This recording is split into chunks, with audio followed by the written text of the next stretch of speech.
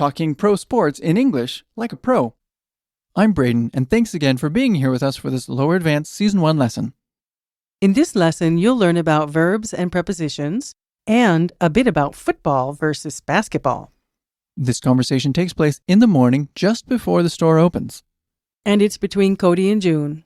The speakers are friends, so they'll be speaking informally. Let's listen to the conversation.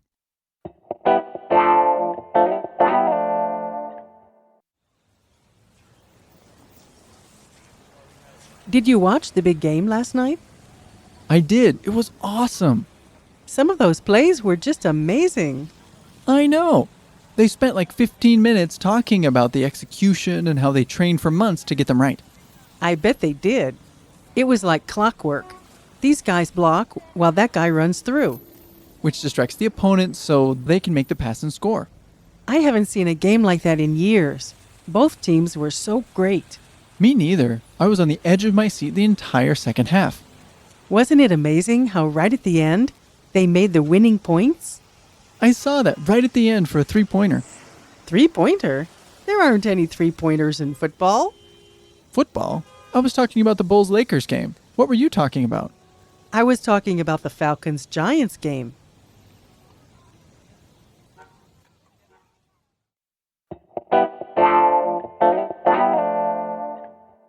Okay, so a little bit of confusion there about what sport we're talking about, right? These guys block while the other ones run through. It's the same strategy, Isn't right? it the same thing in both sports. So the confusion here was about football versus basketball. So let's talk a little bit about that. The National Football League and the National Basketball Association are the two largest professional sporting agencies in the United States.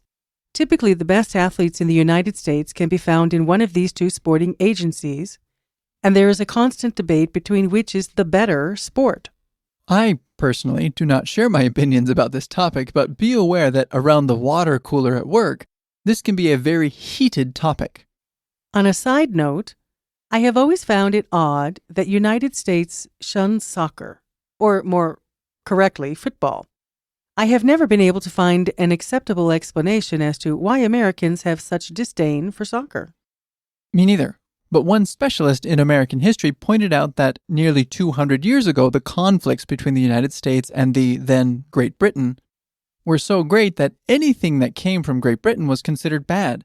Since soccer was invented in Britain, it was therefore not worth their time. For that same reason, Americans had little affinity for tea, pipes, or poetry, because at that time, those things were typically imported from Great Britain. That disdain or dislike was passed on to the next generation of Americans, but the explanation was not. For that same reason, we suppose, I don't really know if that's the real reason, but that's what this specialist in American history told me, why Americans have such an affinity for football and basketball, because they were invented in the United States. Let's take a look at the vocabulary for this lesson. The first word we'll look at is winning, gaining victory. winning, winning. Our next word is Point, a critical or decisive position. point, point.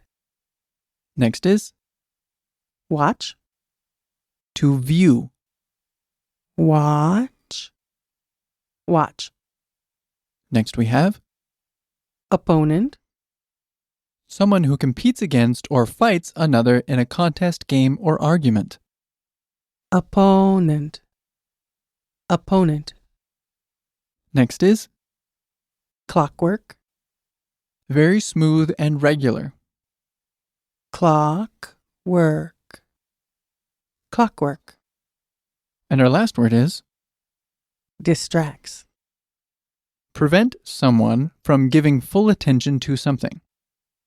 distracts, distracts. Let's have a closer look at the usage for some of the words and phrases from this lesson. In the dialogue, we heard the word three-pointer. A three-pointer is a basketball term that refers to a shot made from beyond a certain distance from the basket. This was the trigger point in the conversation because not very many sports have three-point increments. That's how they noticed they were talking about different things. Other than that, it seems, the games were pretty similar.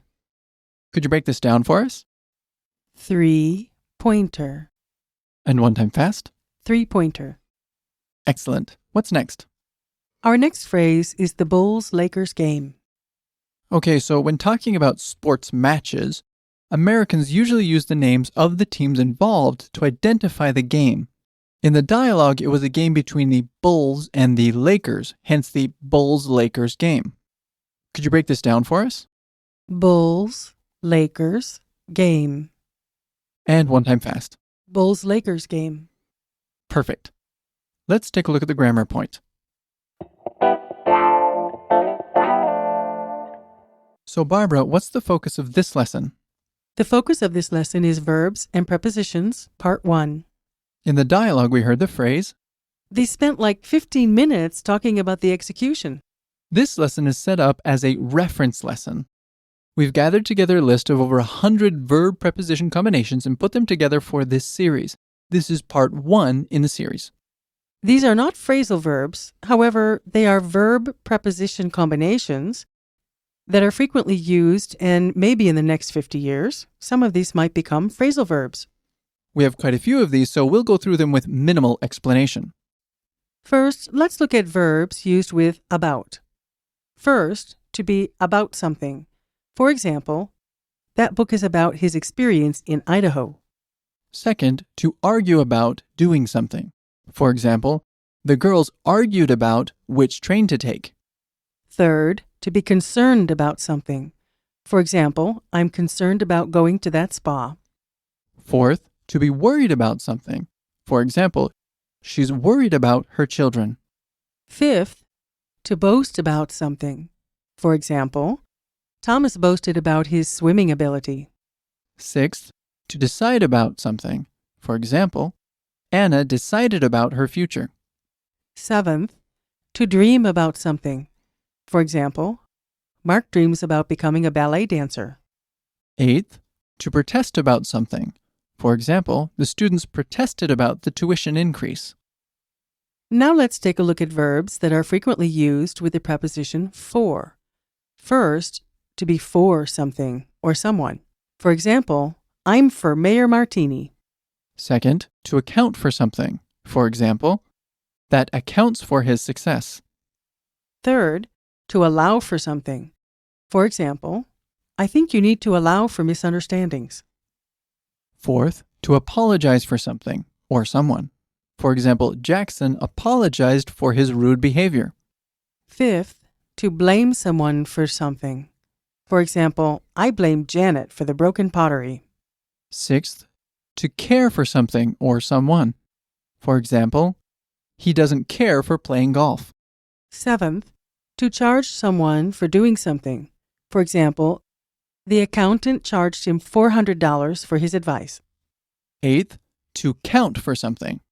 For example, your good marks count for 50% of your grade. To finish things off, let's look at some verbs that are commonly used with the preposition at.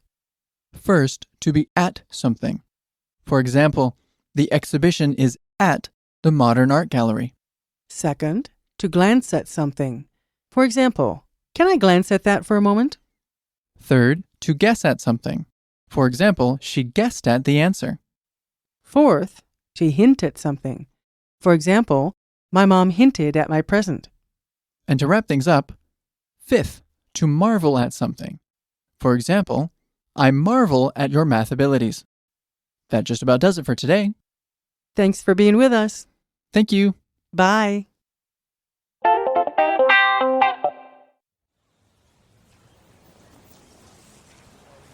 Did you watch the big game last night? I did. It was awesome. Some of those plays were just amazing. I know. They spent like 15 minutes talking about the execution and how they trained for months to get them right. I bet they did. It was like clockwork.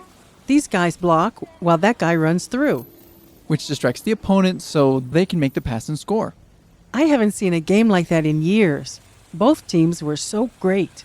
Me neither. I was on the edge of my seat the entire second half. Wasn't it amazing how right at the end, they made the winning points? I saw that right at the end for a three-pointer. Three-pointer? There aren't any three-pointers in football. Football? I was talking about the Bulls-Lakers game. What were you talking about? I was talking about the Falcons-Giants game.